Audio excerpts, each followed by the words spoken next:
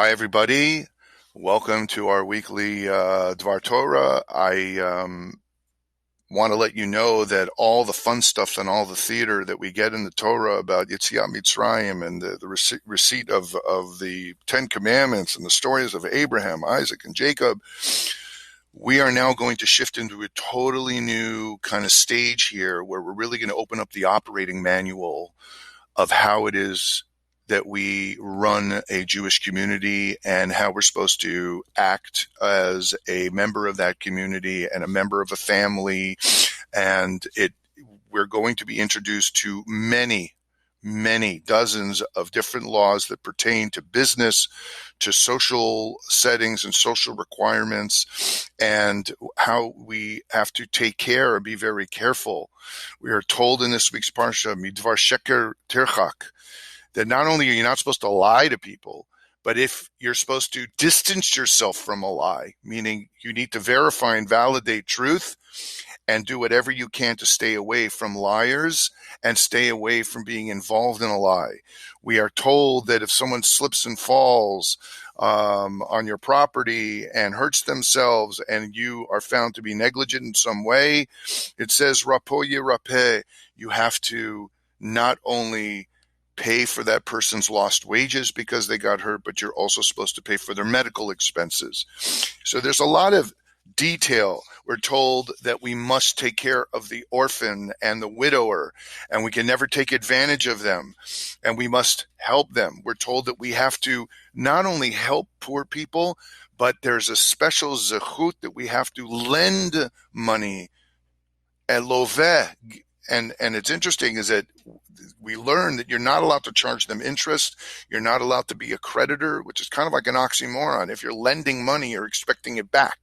But what you're supposed to do is put a person in a position that they can ultimately possibly use the funds that you gave them to begin to create a yield above and beyond that so they can be in a position to pay you back. But in the event that they can't, you cannot take their home from them. You cannot throw them out in the street. If they do not have the means to repay you, you cannot go after them. These are laws that are brought down in this week's Parsha that are designed to insulate the Jewish community and to continue to ensure that there's a ben adam lechavero, that there's chesed going on and people are taking care of each other. There is so much oral law on these laws.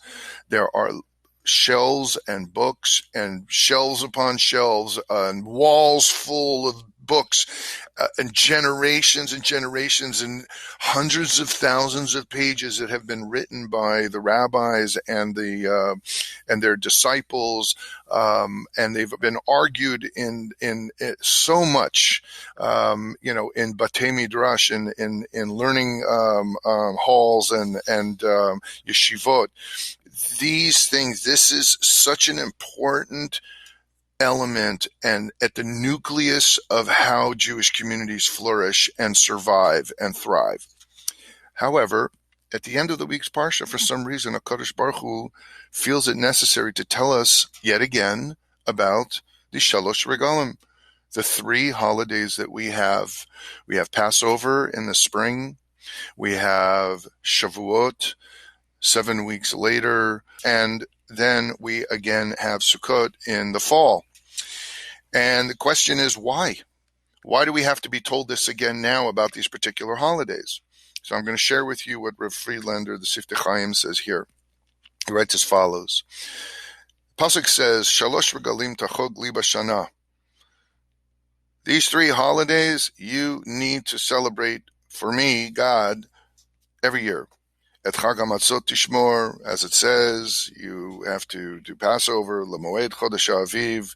That is noted as the springtime holiday. V'Chag HaKatzir B'churei Ma'asecha Asher Tizra B'Sadeh. And then we have 7 weeks later that we start cutting down the wheat that grows out of the ground by Shavuot, before the summertime. V'Chag HaAsif B'Tzeit HaShana B'Aspecha Et Ma'asecha Min HaSadeh. And then ultimately we collect and we gather all the fruits from the trees in the fall, and we reap our yield at that time. And he says as follows: Hamoadim nikbu'u al shem hahatzlachot hativiyot sheyesh b'itim ha'elu. These holidays were actually set on the calendar and in the seasonal changes or at the particular point in time that actually bring about and highlight the hatzlacha, the success of our work. And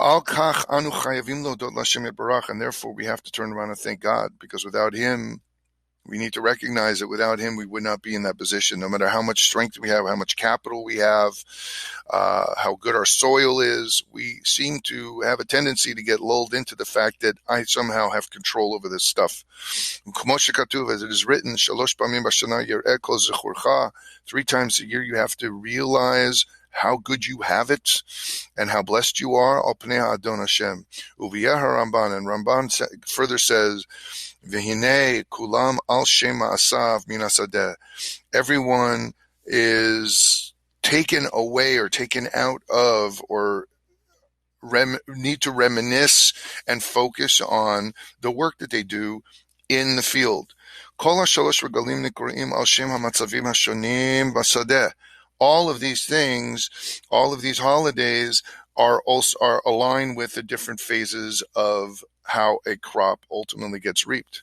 Ha'aviv, ha'katzir, v'ha'asif. In the springtime, we actually we prepare the soil and we plant the seeds. V'maskana shetzricha liyot lavo b'pesach lebeit hamikdash u'lodot l'kadosh baruch hu al kach shenatan et hayecholet lizroa. That we have to stop, pick up, leave our homes, take a big long hike to the Jerusalem, to the old Temple Mount, and there we have to give Hoda'ah, there we have to give praise to HaKadosh Baruch Hu that he gave us the faculties, the capital, the capabilities to seed and plant. V'shehi hatzlicha v'niklata, and that we should be successful with it. And then v'lavo shuv b'chag HaShavuot, and then 7 weeks later we have to come back again, Leveit Hashem le'odot lefanav shezachar liktzor et ha'yevul. We have to actually thank HaKadosh Baruch Hu 7 weeks later that we were actually able to cut down the shafts of wheat that have now sprouted up out of the ground.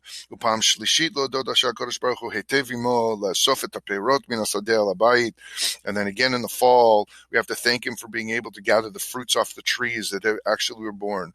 Ramban, as the Ramban says, Latet bahem hodal elokim shehu shomer chukot hashamayim. We have to thank HaKadosh Baruch Hu that he keeps the whole world operating around us with rain and clouds and sun and birds that come and fertilizer that comes from different animals, etc., and the whole world that just seems to operate around us.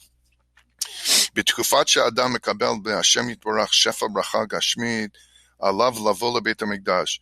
And when a person actually has all this physical benefits coming their way, we have to stop, we have to turn around, and we have to come back to Yerushalayim, and we have to thank HaKadosh Baruch Hu.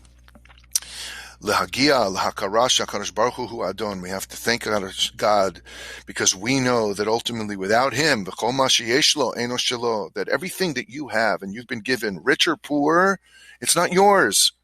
Ki la'eved ein klum mishelo, because a servant doesn't have anything that belongs to him. Yeshlo, the word yeshlo that we find in the pasuk means perush ha'adon shelo HaKadosh Baruch Hu natan lo, is that you appreciate that God gave this all to you. And that's why we need to learn all these different laws leading up to this, is that whether you're a lender or you're the one receiving the money, whether you're a widower, God forbid, or an orphan, God forbid, or a poor person, this is not happening without a giver and a receiver, and God is the ultimate giver, and none of us would be able to do what we do without that. Good Shabbos.